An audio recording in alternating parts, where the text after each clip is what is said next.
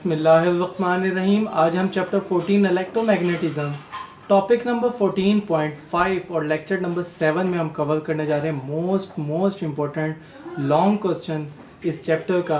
तो हमारे पास इस टॉपिक का नाम है force on a moving charge in a magnetic field. हमने इस आर्टिकल को स्टडी करना है, इसकी डेरिवेशन निकालनी है। बेसिकली हमने प्रीवियस वीडियो में force on a current carrying conductor पढ़ा था। हमने उस आर्टिकल में देखा था कि कंडक्टर पे फोर्स लगती है जब करंट पास करता हो, एक्सटर्नल मैग्नेटिक फील्ड होती है। अब हमने ये देखना है कि उस कंडक्टर में जो चार्जेस फ्लो करें बेसिकली उन पे फोर्स लगती है।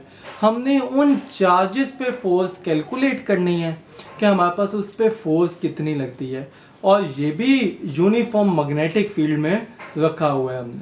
तो हमारे पास when a conductor current carrying conductor placed in a magnetic field experience a force, वो force experience करता है। Actually the magnetic field exert a force on a moving charge due to which conductor experience a force। तो हमारे पास basically किस पे force लग रही है? वो चार्ज पे लग रही है। अब हम कैलकुलेशन ऑफ फोर्स निकालते हैं, उस पे लगने वाली जो फोर्स है वो अब हम कैलकुलेट करेंगे। उसके लिए हम सपोज करते हैं कि हमारे पास एक सेगमेंट, हमारे पास वॉल्यूम है जिसकी लेंथ हमारे पास L है, जिसका क्रॉस सेक्शनल एरिया A है, जिसमें से हमारे पास चार्जेस जो हैं वो इस डायरेक्शन में मूव करें। हर चार्ज की जो वेलोसिटी होगी वो सिंपल v होगी। ये जो b अपवर्ड हमें शो हो रहा है ये हमारे पास एक्सटर्नल मैग्नेटिक फील्ड है।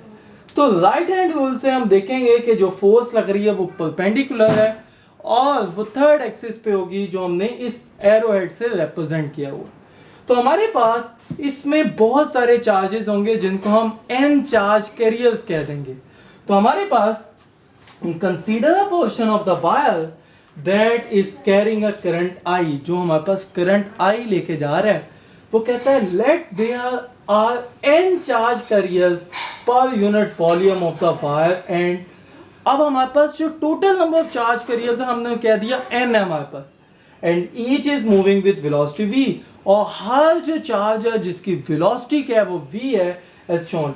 Volume of the wire segment हम अगर देखें तो वो हमारे पास al होगा। क्यों? क्योंकि हम लेंथ को एरिया से मल्टीप्लाई कर दें तो हमारे पास वॉल्यूम आ जाएगा। उसके बाद अगर हम देखें total number of charge carriers कितने हैं हमारे पास, तो वो हमारे पास नंबर ऑफ चार्ज कैरियर्स और वॉल्यूम को मल्टीप्लाई कर देंगे। अब अगर हमने देखना हो कि हर चार्ज कैरियर पे चार्ज जो है वो Q है, तो टोटल हमारे पास चार्ज कितना होगा? तो हमारे पास if Q is the charge on each charge carrier then total charge delta Q is equal to NaLQ। तो हमारे पास NaLQ आ जाएगा। इसके बाद हम फर्दर देखते हैं। Now time taken by the charge cover to length L1, एक क्रॉस सेक्शनल एरिया से एक पॉइंट से दूसरे पॉइंट या दूसरे क्रॉस सेक्शनल एरिया तक जाने में कितना टाइम लगेगा? S is equal to V delta T और L is equal to V delta T हो जाएगा। क्योंकि हमने जो डिस्टेंस लिया हुआ उसको L से नाम दिया हुआ है, L is equal to V delta T। तो हमारे पास डेल्टा T किसके बराबर हो जाएगा? L over V। अब from the definition of current the current I through the conductor is I is equal to delta Q over delta T। तो हमने delta Q तो निकाल लिया था टोटल चार्ज, अब टाइम भी मिल गया। तो जब हमने वैल्यूज पुट की NaLQ over L over V, L over V जब पुट किया तो हमारे पास L से कैंसिल हो गया, तो हमारे पास आ गया NaQ into V। अब now the force on the segment L of a conductor carrying a current I is given by, हमें ये पता है F is equal to IL cross P होता है। अब हम I की वैल्यू पुट कर देंगे। I की वैल्यू क्या है? NaQ into V। Putting the value of I, FL is equal to NaQ into V, L cross B आ जाएगा। अब हमने करना ये है कि वेलोसिटी को वेक्टर बनाना है और लेंथ को मैग्नीट्यूड बनाना है। अब हम उसका प्रूफ करेंगे। ये प्रूफ भी शॉर्ट क्वेश्चन में आता है। तो हमारे पास it can be seen that the direction of L is same as direction of the velocity V। हमें पता है कि ये पॉजिटिव चार्ज है और इसकी वेलोसिटी V है, और वही हमारे पास करंट की भी डायरेक्शन है। तो हमारे पास जो करंट की डायरेक्शन है, जो v की डायरेक्शन है, वही हमारे पास लेंथ की भी डायरेक्शन होगी। इसका मतलब है of the charge carriers if l unit vector किसको रिप्रेजेंट करता है? डायरेक्शन को। is a unit vector along the direction of the segment L and v unit vector is the unit vector along the velocity vector। हमारे पास v की direction होगी वही l की direction होगी, तो हमने l unit vector is equal to v unit vector लिख दिया। उसके बाद अब हमने जो यूनिट वेक्टर है उसकी डेफिनेशन क्या होती है? Vector of its magnitude. तो हमने ये लिखा, ये v का यूनिट वेक्टर है तो v वेक्टर ऑफ v की मैग्नीट्यूड लिख दी। उसके बाद हमने क्या किया? क्रॉस मल्टीप्लिकेशन कर दी v l के साथ और l v के साथ। तो देखें v l vector is equal to l v vector. तो हमारे पास ये कन्वर्जन हो गया। ये हमारे पास क्या था? पहले वेक्टर था और ये मैग्नीट्यूड थी, तो ये हमारे पास कन्वर्जन हो गई। तो हमारे पास F L is equal to, जहां हमारे पास प्रीवियस फार्मूला था F is equal to N A Q, L बाहर आ गया, वी वेक्टर बन गया, क्रॉस बी आ गया। तो हमारे पास ये फार्मूला जो है ये ऑल चार्ज कैरियर्स के लिए जो यूनिट में आप यूनिट वॉल्यूम में है। This is the force experience by all the charges while in moving through a field B. अगर हमने एक चार्ज के लिए ये फोर्स कैलकुलेट करनी हो फॉर सिंगल चार्ज कैरियर, तो हम क्या करेंगे? एन ए एल से डिवाइड कर देंगे। तो जब इसको डिवाइड किया एन ए एल से डिवाइड हो जाएगा, क्यू वी क्रॉस बी आ जाएगा और F is equal to Q V cross B आ गया। ये वाली जो इक्वेशन है for any charge carrier like proton है, न्यूट्रॉन है हमारे पास। अब मैंने न्यूट्रॉन का जिक्र किया, तो हमारे पास न्यूट्रॉन पे तो चार्ज होता ही नहीं है, इस वजह से उस पर कोई भी फोर्स एक्सपीरियंस नहीं होगी।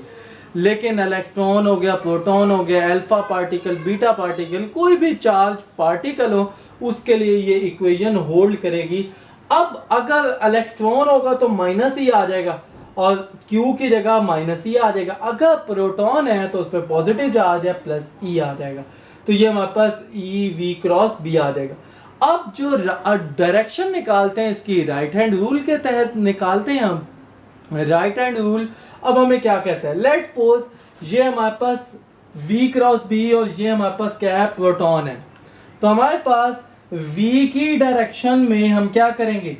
अपने फिंगर्स को रखेंगे और B की तरफ कर्ल करेंगे। तो B की तरफ जब कर्ल की तो जो इरेक्टेड था मैं will point out the direction of magnetic field. अब ये देखें V की ये डायरेक्शन थी और मैग्नेटिक फील्ड इनसाइड द हमारे पास पेज है, तो हम इस तरह से इसको कर्ल करेंगे तो जो इरेक्टेड था होगा will point out the direction of magnetic field. अब अगर यहीं पे हमारे पास इलेक्ट्रॉन हो तो ये बिल्कुल उसके ऑपोजिट डायरेक्शन आ जाएगी। अगर एक पॉजिटिव है तो ये हमारे पास डाउनवर्ड आ जाएगी। ये अगर B क्रॉस B होगा तो ये हम B क्रॉस V के तौर पे भी ले सकते हैं। अब हम इस फार्मूले को थोड़ा सा एलेबोरेट करते हैं, इसके इंपॉर्टेंट पॉइंट्स डिस्कस करते हैं। अगर हमने इसकी मैग्नीट्यूड लेनी हो तो हमारे पास वो क्या आएगी? Just F is equal to Q। Magnitude क्या होगी इस फार्मूले की? तो हमारे पास F is equal to Q V B sine theta. Theta किसके दरमियान एंगल है? V और B के दरमियान एंगल है। अगर थीटा हमारे पास लेट्स सपोज 0 डिग्री हो जाए या 180 डिग्री हो, मतलब के चार्ज मैग्नेटिक फील्ड के पैरेलल हो या एंटी पैरेलल हो, तो हमारे पास वो या तो 0 होगा या 180 डिग्री होगा। जब हम इसमें वैल्यूज पुट करते हैं क्यू वी बी साइन 0, तो हमारे पास ये सारा आंसर 0 आ जाएगा। 180 भी पुट करेंगे तो 0 आ जाएगा।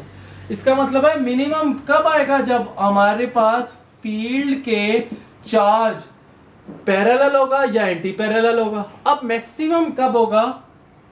फॉर मैक्सिमम जब हमारे पास क्यू वी और जो बी है वो आपस में म्यूचुअली परपेंडिकुलर होंगे, लाइक इस केस में।